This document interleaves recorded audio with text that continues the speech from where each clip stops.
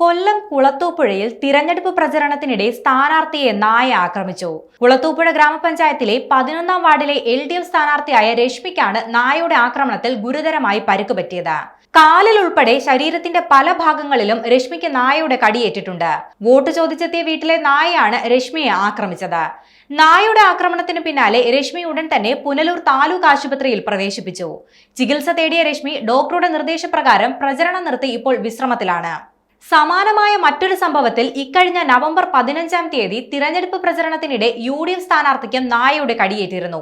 ഇടുക്കി ബൈസൺവാലി പഞ്ചായത്തിലെ 2-ാം ward UDF സ്ഥാനാർത്ഥി ജാൻസി വിജുവിനാണ് അന്ന് കടിയേറ്റത്. പ്രദേശത്തെ വീട്ടിൽ വോട്ട് ചോദിക്കാനെത്തിയപ്പോൾ കെട്ടഴിച്ചുവിട്ടിരുന്ന നായ കടിക്കുകയാണ് ഉണ്ടായത്.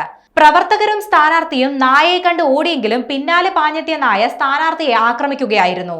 പിന്നാലെ അടിമാലി ആശുപത്രിയിലെത്തി വാക്സിൻ എടുത്ത ശേഷം വൈകിട്ടോടെ സ്ഥാനാർത്ഥി പ്രചരണത്തിൽ വീണ്ടും സജീവമായി. ജാൻസിയുടെ പരിക്ക് അത്ര ഗുരുതരമല്ലായിരുന്നു.